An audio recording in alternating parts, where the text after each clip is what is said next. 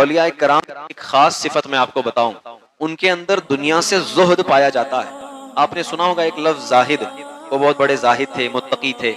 زاہد کا مطلب کیا ہے؟ زاہد جو ہے عربی لفظ ہے، زہد سے بنا ہے۔ زہد کا مطلب ہوتا ہے ترک دنیا، دنیا کو چھوڑ دینا۔ دنیا میں رہنا ہے لیکن دنیا کی محبت کو اپنے سینے کے اندر آنے نہیں دینا ہے۔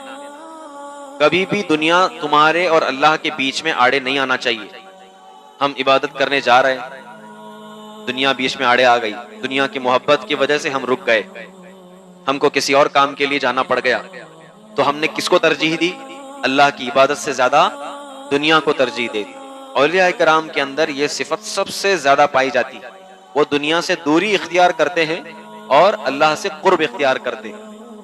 ان کے پاس اسی لیے وہ غریبی کو چنتے ہیں، سادگی کو چنتے ہیں، اور اگر کوئی اچھی چیزوں کو چنتے بھی ہیں تو دل سے ان کی محبت ان کے سینے میں نہیں ہوتی۔ حضور غوث پاک رضی اللہ تعالیٰ عنہ، جب اللہ نے آپ کو بہت اونچا مقام عطا کیا تو لوگ دور دور سے ملنے کے لیے آتے تھے آپ کے پاس۔ ایک شخص آیا ملنے کے لیے، کہا کہ میں سنا ہوں کہ ولیوں کے سردار ہیں اور بڑا مقام اور مرتبہ ہے ان کا، تو جا کے مل آتا ہوں۔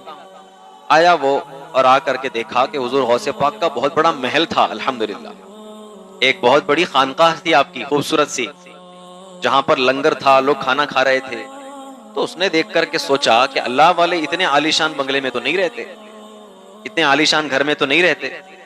پھر اس نے کہا کہ چلو میں چلتا ہوں، دیکھتا ہوں۔ تو جیسے ہی نزدیک گیا تو دیکھتا ہے کہ اس گھر کے باہر، آپ کے گھر کے باہر جو جانور آپ کے بندھے ہوئے تھے، سواریاں پہلے زمانے میں ہوتی تھیں جانوروں کی، اونٹ ہے اور گھوڑا ہے، خچر ہے وغیرہ وغیرہ، تو اونٹ وغیرہ جو بندھے ہوئے تھے وہ ایک لوہے سے ہم باندھتے ہیں۔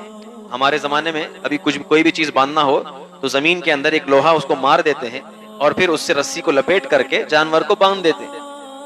تو حضور غوث پاک رضی اللہ تعالیٰ عنہ کے جو جانور بندھے ہوئے تھے، اس شخص نے دیکھا کہ وہ لوہے کی چیز نہیں تھی بلکہ وہ سونے کی چیز تھی، سونے کی کیل وہاں پر دبی ہوئی تھی، اور اس کو باندھ کر کے انہوں نے جانوروں کو باندھ کے رکھا تھا۔ وہ دیکھا اور اس نے سوچا کہ یہ اللہ والے نہیں ہو سکتے، اتنے ٹھاٹ باٹ والے اللہ والے کہاں ہو سکتے، تو وہیں سے وہ واپس ہونے لگ گیا۔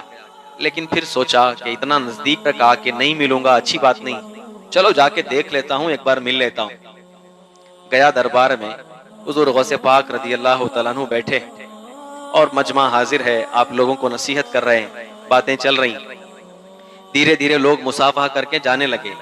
یہ آپ کے مصافحے کی غرض سے آگے آیا ہاتھ ملنے کے لیے۔ جیسے ہی آگے آیا، حضور غوث پاک نے اس کی طرف دیکھا اور ارشاد فرمائے، جب واپس جا ہی رہے تھے تو آئے کیوں؟ جب واپس جا ہی رہے تھے تو آئے کیوں؟ تو وہ فوراً چونک گیا کہ میں تو کافی دور سے جا رہا تھا اور ان کو خبر ہو گئی، مطلب یہ اللہ کے ولی، اللہ کے ولی۔ چلو ایک بات تو کلیئر ہو گئی، لیکن یہ بات نہیں سمجھ میں آئی کہ اللہ کے ولی ہیں، سادی زندگی گزارنا چاہیے، پھر یہ لوہے کی کھونٹ کیوں لگائے ہوئے تھے؟ اردو میں غالباً اسے کھونٹ کہتے ہیں، جس میں وہ رسی باندھی جاتی۔ تو تعجب ہوا، وہ چاہ رہا تھا کہ سوال کرے۔ حضور غوث پاک نے کہا مسکرا کر کے، ارے تم نے یہ تو دیکھا کہ میرے جانور کس چیز سے بندھے ہیں اور میرے پاس سونا اتنا زیادہ ہے، تم یہ سمجھ کر کے واپس جا رہے تھے۔ تم نے یہ نہیں دیکھا کہ دنیا کی سب سے قیمتی چیز کو میں نے کہاں ڈال کے رکھا ہے؟ جانوروں کو باندھنے کے لیے رکھا ہے، میں نے الماری میں سجا کر کے نہیں رکھا۔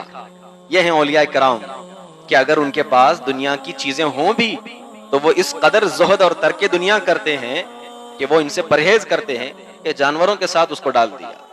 یہی چیز آپ کو بزرگان دین میں کثرت سے نظر آئے گی، کثرت سے نظر آئے گی۔ زہد اور ترک دنیا، دنیا سے کنارہ کشی ان کے اندر کثرت سے ہوا کرتی۔